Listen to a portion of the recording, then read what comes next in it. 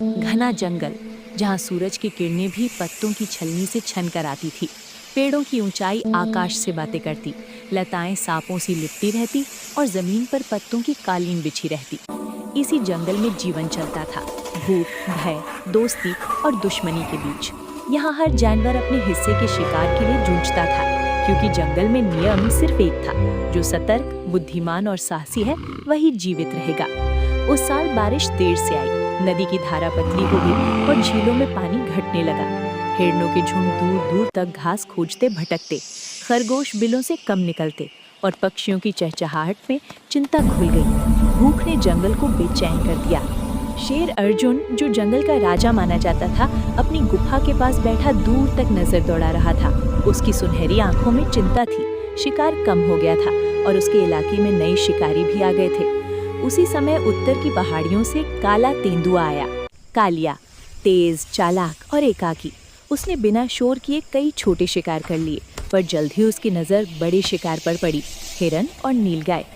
कालिया जानता था कि ये शिकार अर्जुन के इलाके में आते हैं, लेकिन भूख नियम नहीं मानती। उसने सीमा लांघी और यहीं से टकराव की शुरुआत हुई।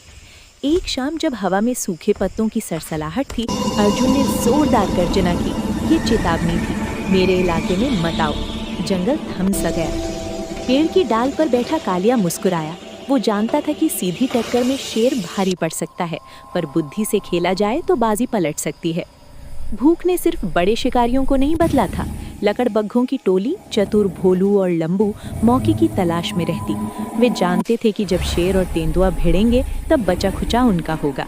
वे रात में हंसी जैसी आवाजें निकालते हुए दोनों की गतिविधियों पर नजर रखने लगे। जंगल की सबसे चतुर लोमड़ी मीरा सब देख रही थी। वो जानती थी कि सीधी लड़ाई जंगल को नुकसान पहुंचाएगी। वो अर्जुन के पास गई और बोली, राजा, शक्ति के साथ समझदारी भी जरूरी है। शिकार बांटने का नियम बनाइए। अर्जुन ने ध्यान से सुना, पर उसका गर्व आड़े आ रहा था। एक सुबह हिरणों का झुंड नदी किनारे आया। कालिया ने घात लगाई और एक युवा हिरण पर झपटा। तभी अर्जुन की दहाड़ गूंजी। दोनों आमने सामने आ गए। धूल उड़ी, पंजे चमके, पर कोई निर्णायक वार नहीं हुआ। कालिया फुर्ती से पीछे हटा। ये सिर्फ शुरुआत थी। हाथी महावीर और भालू भोला राम जैसे बड़े जानवर चिंतित थे। हाथी बोला, अगर ये लड़ाई बढ़ी तो छोटे जानवरों का जीना मुश्किल हो जाएगा। भालू ने सिर हिलाया, हमें कुछ करना होगा। कालिया ने रात में हमला करना शुरू कर दिया। अर्जुन दिन में गश्त बढ़ाने लगा। लकड़बग्घे दोनों को उकसाते। लोमड़ी मीरा शांति की कोशिश करती रही। एक दिन एक विशाल नीलगाय जंगल में आई। ये महीनों का सबसे बड़ा शिकार था। अर्जुन और कालिया दोनों की नजर उसी पर थी। सूरज ढल रहा था। नीलगाय नदी पार कर रही थी। अचानक दोनों शिकारी झपटे। गर्जना, फुफकार और धूल, जंगल साक्षी बना। अर्जुन की ताकत और कालिया की फुर्ती टकराई। लंबी जद्दोजहद के बाद दोनों थक गए। नीलगाय भाग निकली। मीरा आगे आई। देखा, लड़ाई से सबका नुकसान हुआ। महावीर ने जमीन पर सूंड पटकी। अब नियम बनेंगे। तय हुआ कि जंगल को हिस्सों में बांटा जाएगा। शिकार साझा होगा।